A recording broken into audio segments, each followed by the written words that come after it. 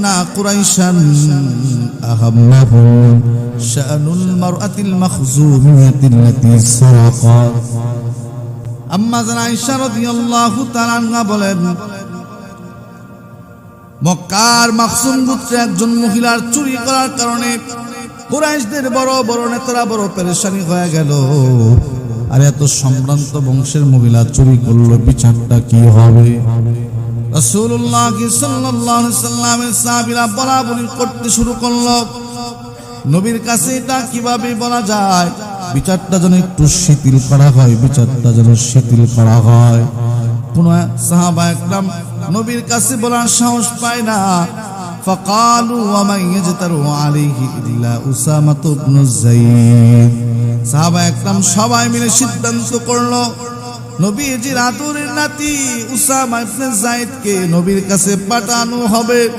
নবীর কাছে যেন আবদার করা হয়, বিচারটা যেন শিথিল করে দেওয়া হয়।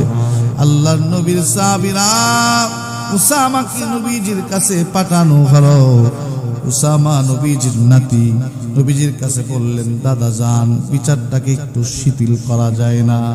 আল্লাহর নবী বললেন, আতাশফাউ মিন হাত্তা আতাশফাউ ফি হাদ্দিন মিন হুদুদিল্লাহ। ও বিচার করতে না, ছেড়ে দিত। আরে এটা 12 বংশের মানুষ, বিচার করলে ইজ্জত যাইব, যা এটা ছেড়ে দেই। নবী বলে, ইদা সারাকা ফীহিমুদ দাঈফু আকামু আলাইহিল হাদ। দুর্বল মানুষ যখন চুরি করত, গরিব মানুষ যখন চুরি করত, ডক করে বিচারটা করে দিত। এই কারণে তোমাদের পূর্বের জাতিগুলো ধ্বংস হয়েছে। তুমি আমার কাছে বলতেছো আমার এই মক্কার একজন সম্ভ্রান্ত বংশের মেয়ে চুরি করার কারণে আমি তার হাত কেমনে কাটবো, বিচারটা যেন শিথিল হয়।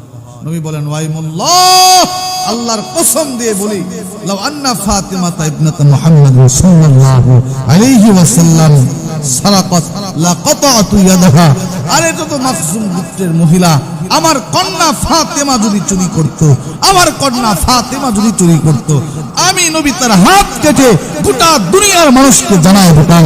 রাসূলুল্লাহ সাল্লাল্লাহু আলাইহি ওয়াসাল্লাম দুনিয়াতে ইনসাফ প্রতিষ্ঠা করার জন্য আসছিলেন, ঠিক কিনা বেটি? নবী দুনিয়াতে ইনসাফ প্রতিষ্ঠিত করার জন্য আসছে। আমার মেয়েরা আমি হাত কাইটা বুঝাইতাম মানুষকে যে আল্লাহ কোরআনে আমাকে দুনিয়াতে ইনসাফ করার জন্য, ইনসাফ প্রতিষ্ঠার জন্য আল্লাহ আমাকে দুনিয়াতে পাঠিয়েছে।